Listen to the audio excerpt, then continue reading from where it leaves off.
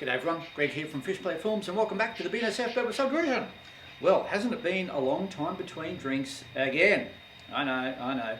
Still here, but the old Airbnb's been going crazy and I haven't been able to get down to the office to edit videos. I've had guests basically non-stop now. During the lockdown I could get a bit more time to go in there, but since things have opened up a little bit, people have wanted to come and stay at Greggy's place. There you go. So while it's good for the bank balance, it's very difficult for me to do editing because that's where my office is. But anyway, first world problems. This is a pine tree, this is a Woodland Scenics one that I put, what do you call it? Static grass on. Now it was a bit of an experiment, but you know, something to do. So shit, as I just nearly tip over something there. What's been happening with the move to sterling? Well, as you know, the pandemic has supposedly cost everyone jobs, and which it has, I guess, and so forth. And prices have gone up on everything, and building has gone up dramatically, which I think is a crock of shit.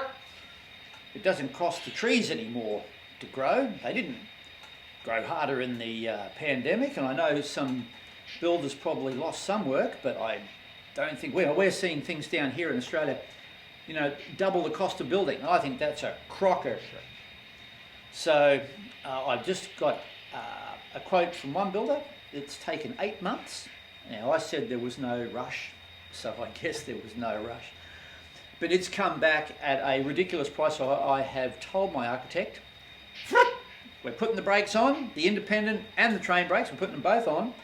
And we're going to sit until the new year. I am not paying stupid prices to get a house built just because that's what they think they can ask. So they can, that's what I say. So also there have been 2 interest rate hikes in the last few weeks. We can't keep going on giving money away for nothing, and prices are just going through the roof, as they probably are in America and other places as well. So the house is being, well, it's all done, it's all approved, everything's done. But now we're going to wait until the new year to get some prices from other builders and to come in at a more sensible price. It was just ridiculous. So that's what's happening with that. But while we're talking about the house, let's go and have a bit of more of a in-depth look at the design and how it's been designed, why it has. I know Lord Stan did a brief thing on it quite a long time ago. We're going to have a quick look at the rough model of the house, have a quick look at that, and then we'll come back to the layout. Ta-da! Well, here it is. A very rough model with no windows, of course. But anyway, the first thing you notice is this skillion roof with the long overhang. And you'll see it's facing north, which is our sunny side, with the sun low now in winter. It's your southern side. And you can see there's a little bit of shadow up the top there. We're letting most of the sun come in to the house. There's windows all that side during the winter months where the sun is low in the ground, low in the sky I should say. And of course in summer, when the sun is higher, the shadow will be further down the building and that will shade the windows from the summer sun. So it's called passive solar.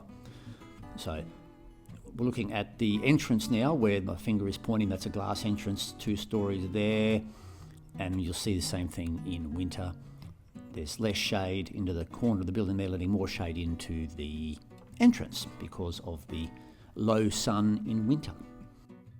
They overhang there for afternoon sun. Same thing in the winter. The shadow is less, and of course in summer that shadow will be further down towards the ground. Right, this is the southern side, or the shade side, which would be the northern side in the northern hemisphere. The tracks are where my hand is there now. And so the signal box cantilever sections are the sort of the feature of the house that face the railway line. That one on the left is my walk-in wardrobe, and the one on the right, the low area where my finger is the whiskey room underneath, and up top is the lounge room. That section there is where the staircase is, with 2 big glass panels or glass slits that let light in, and there's a doorway there that opens up to the deck. You can see the cantilevers there. This is the bit that my architects worked on for the signal box, or you call it tower, signal tower, representation of the railway line. This is the eastern side, and once again you can see the low sun in winter shading less than it would in summer. In summer the shadows would go further down the wall. There's a deck there for morning breakfast, and the Airbnb is on the lower level in this section. The house has also been orientated due north, which is the best for solar as opposed to opposite to where we are in the northern hemisphere. This roof up here will contain the 5 kilowatt solar system, and in the middle the solar hot water. This little flat section of roof between the two main roofs will be a service area where I can walk along and clean all my panels. So now the house has been put on hold for at least another 6 months, plus probably at least a year to build it after we find a builder. We're looking at about 18 months before the old Birdwood sub is pulled down, at least a year anyway. So I decided, let's do some more scenery, practice on some more scenery, so the new layout I can get in there, lickety-split, and get it done a lot quicker and a lot better now. The old Mountain Out of a Molehill series, that's my favourite bit of scenery on the layout so far. And if you have a look at it, you'll see I've got a lot better with the rocks and some natural carving built in with some rock moulds.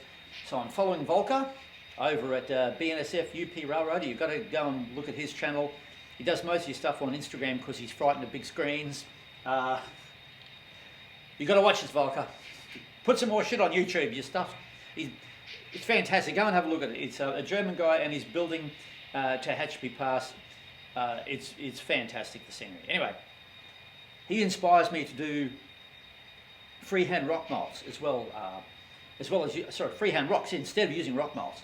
So I've decided to carry on, apart from the further on from the Mountain Out of a Molehill section, and carry that around into this corner here.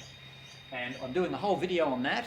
This corner section actually lifts out, so I can go and work on it off the layout. And it's a lot easier to film too. This is up the next level, and it's a pain in the ass to get the camera up there. And I could use the phone, but I hate filming on a phone because it's shit quality. Let's just not beat around the bush for big screens. I like to bring a big camera up here, but the thing is huge and it's difficult to get up to height. So I made that removable. We lift it out. There would be a video on that coming. Goes down to the shed and we can film it, how I do the scenery on that. And I've already started doing some freehand rocks at the front here. They're not lifted out, but the behind section will have even more. And then we can pop it back in, fix up the little bits where it's joined, and I've even weathered some rail trendsetters. Yeah. So not super duper, but at least sprayed it. Because I figure it's easy to get rid of. Scenery's cheap. Once you've bought all the bits, scenery's basically free.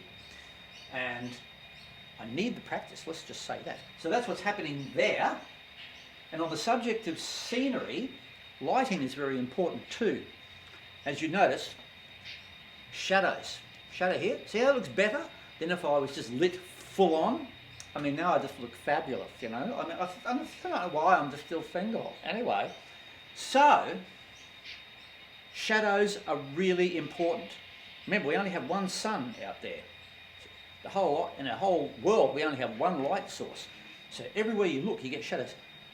So with that in mind, let's go and have a look at how I propose to light the new layout. Now, another thing I've been tinkering around with on the layout is lighting. Now, the secret of all good photography and videography, way back in film days especially, was lighting. With film, there's not a lot you could adjust on the fly, so lighting was the key. And the same with videography as well. It always pays to have better lighting than try and fix things in post. When it comes to a layout, I guess we have a couple of lighting jobs. We have maintenance lighting and we have, I guess, running lighting. And so the maintenance lighting is your general fluoros you have to see the room, and in this case, the LED strip lighting underneath is pretty good for general maintenance. But for running the layout and showing off your scenery and your rolling stock once your scenery is done, these are pretty basic and they don't really light things up as it is in real life. Remember, in real life we only have one light source, and that's the sun, obviously, and it's only coming from one angle at a time. It moves obviously throughout the day, but it's only coming at one particular time, it's only coming from one angle and pretty much one intensity. So this is where you get shadows, and shadows are so important. People think, oh, I've got shadows in my shot. Have a look at any good photo, it has shadows in it. Shadows are real life, they're everywhere. And you take the shadows out, which we will do here, and we'll see how getting rid of getting rid of shadows spoils a shot. Bringing in shadows like real life enhances the shot and makes it look so much better. So I'm working out on how I'm going to light the new layout, and I'll come up with some pretty interesting ideas that look, I think, really, really good. So let's have a look at some lighting.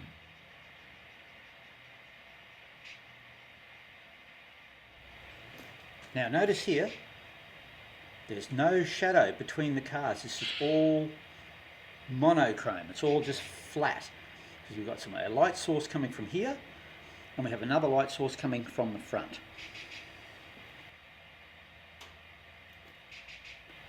Now we've turned our room lights off, and now we get a bit more of a contrast between the side of the cars and the top of the cars, but it's still not great. It looks better, but now we're getting all of our light only from the top, like let's say it's midday on a dull day.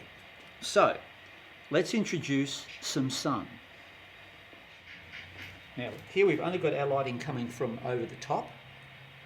It is LED, so it does cast some shadows a little bit, much better than fluorescent that wipe out most shadows. But we virtually still have nothing here.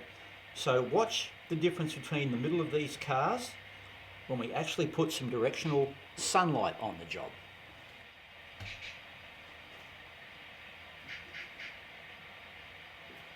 Now, straight away, we get a shadow here, which we didn't have before. Whoops, I bumped these cars. Get a shadow here. We also get shadows here. You can see that shadow line there and there. And we get a nice light top on the top of the cars. And you can see the difference between the top of the car and the side of the car. Even the sun being picked up on these ribs here. Let's turn the sun off, and you'll see those nice little ribs there disappear. So there you go, that car, even though there's less sun obviously, because the light is only coming down one way and it's being reflected, we lose all the actual contrast on the side of these cars here. We lose our shadows here, and it's just flat. So let's put the sun back again.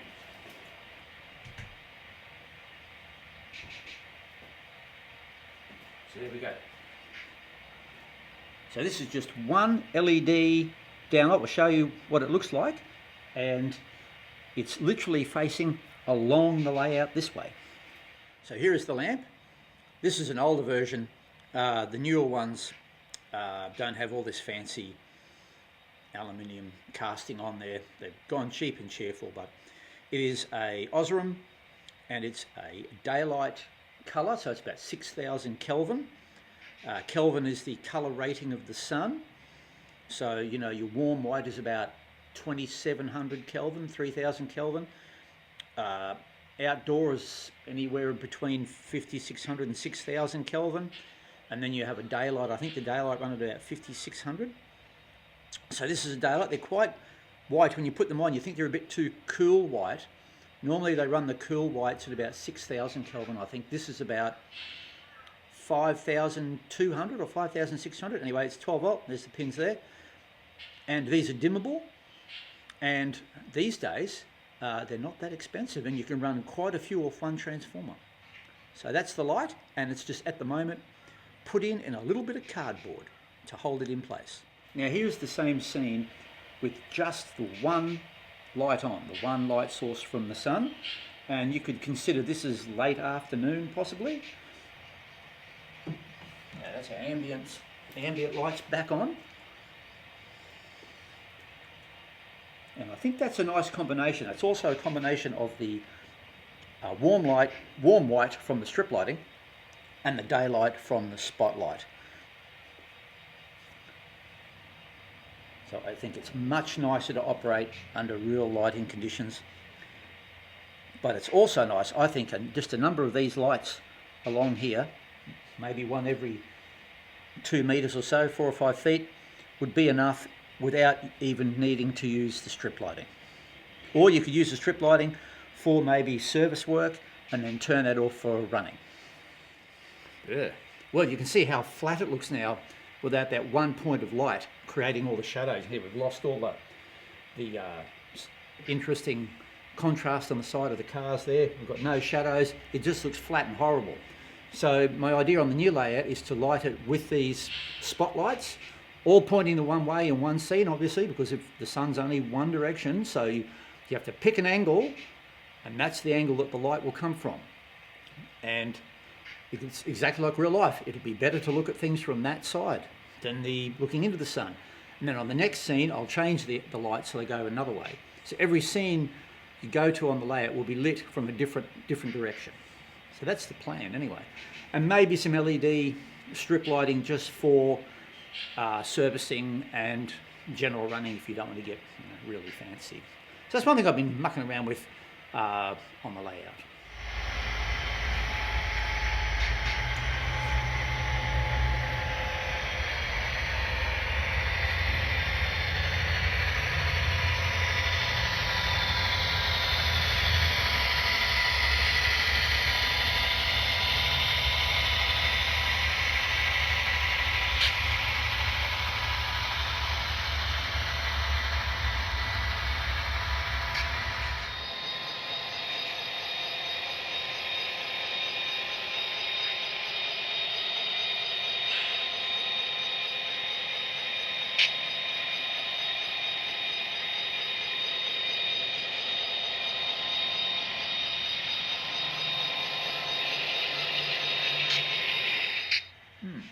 Those old Kato SD40-2 sounded pretty good.